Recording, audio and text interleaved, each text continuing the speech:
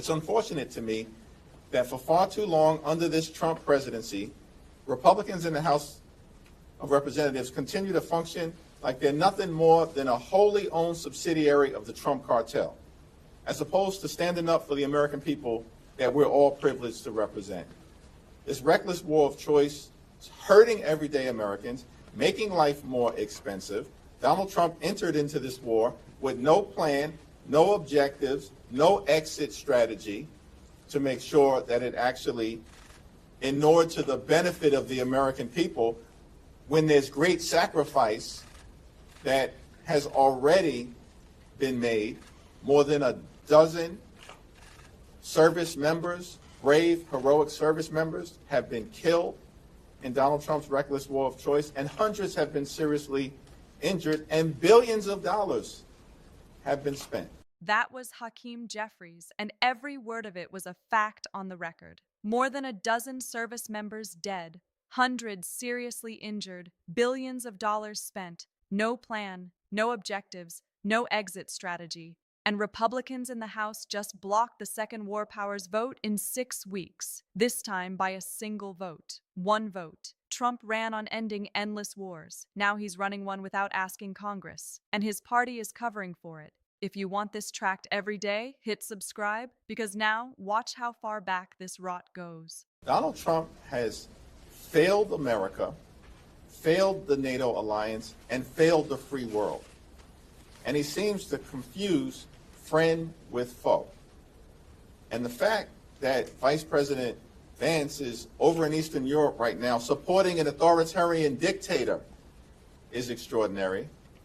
The fact that Donald Trump and Republicans continue to play footsie with Vladimir Putin and Russia, sworn enemies of the United States of America, is extraordinary. And the fact that Donald Trump continues to attack our allies, whether it's Canada, Mexico, or NATO, is extraordinary. Something is really wrong with this guy.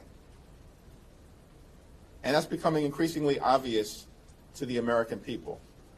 NATO is the most successful military and diplomatic alliance in the history of the world. No one reasonable disputes that. It was put together in the aftermath of World War II to prevent the type of devastating global world war that resulted in more than 100 million people losing their lives. And it's been successful. In fact, in terms of the NATO alliance, the collective defense provision, Article 5, an attack on one of us is an attack on all of us, that collective defense provision has only been invoked once in the history of the NATO alliance. That was in defense of the United States of America in the aftermath of the September 11th attacks. And more than 1,000 NATO troops either lost their lives or were seriously injured fighting for us in Afghanistan. Donald Trump doesn't know what the hell he's talking about when he says that the relationship with NATO has been only one way. He doesn't know what the hell he's talking about. And so it's going to be important as we move forward, particularly as we transition into the next Congress with the gavels in our hands, to make clear to NATO and all of our allies across the world that we're going to repair the damage that has been done, and all of us see the value for the American people in continuing to protect and strengthen the NATO alliance. With respect to this morning's pro forma, House Democrats are going to continue to press the case to move a war powers resolution that ends this reckless war of choice, and we will use every single legislative tool available until we get this done. Jerry? Thank you. I think the leaders expressed it very well. NATO is the most successful military alliance in the history of the world. For 80 years, it sustained the major peace. We've had wars, some of them stupid wars like Vietnam, but we haven't had a major war like World War I and World War II. And that's because of the NATO alliance, which deterred the Soviet Union, which has kept the peace, the major peace, for all these many years. Donald Trump, who I believe is suffering from dementia at this point, I think that these signs are very clear, but even before he was suffering from dementia, he didn't understand the value of the NATO alliance at all. We have to make clear, and I think we will make clear, to our NATO partners that as soon as we get rid of Trump, we will resume our relationship with our NATO partners, that this is a one-off, that it's not an expression of a changed attitude in the United States, that it's all one person and the people who follow him. We will say to NATO very shortly that just wait. Next year we'll have a majority in the House and maybe in the Senate, and we will do what we can. And certainly when we have the presidency in 2029, we will resume our proper relationship with NATO that has sustained the peace for all these many years. NATO has been a reliable organization to combat, of course, Russian aggression in Europe, particularly in Eastern Europe, and it has been very effective throughout the decades. Not only to attack NATO, but to fracture the collegiality that existed amongst the nation members of NATO is a step back for the United States. You know, we have relied on our allies in the past to come to the table and reach consensus on important peace and war questions.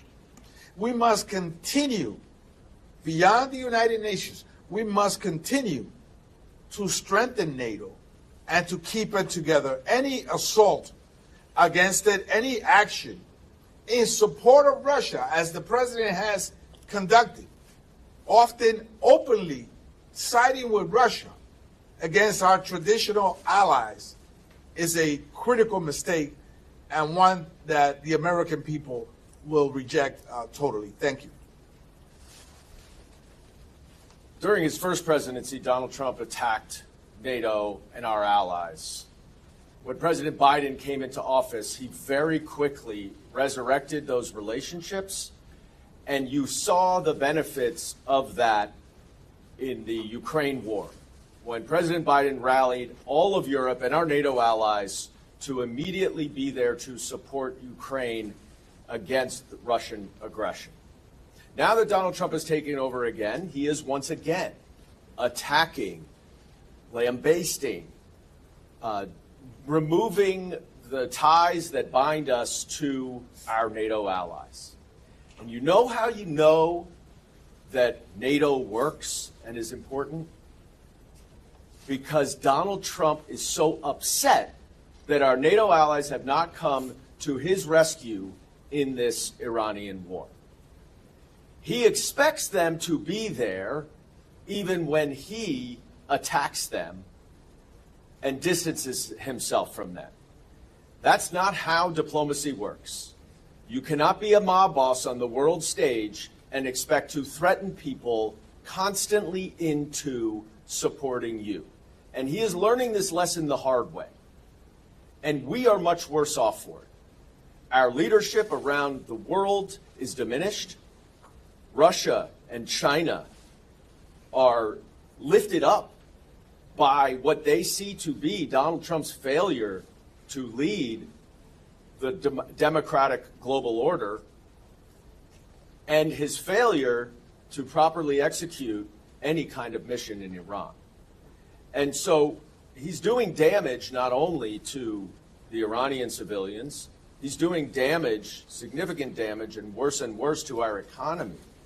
But he is also damaging the United States on the world stage, and he's jeopardizing our national security. And that's the key to remember, is that our national security is at greater risk today from some kind of terrorist attack or other attack, in part because Donald Trump has moved so many terrorism investigators to his immigration dragnet, but also because he has invoked the anger and ire of not only Iran, but all of our enemies around the world. And that is why his actions are so dangerous and that we need all of us to stand up. We are standing up against it. But the Republicans in Congress have an obligation and a duty to stand up for their country over their party. They are failing that. They will pay the price at the ballot box in November. But I just hope that it's not too late.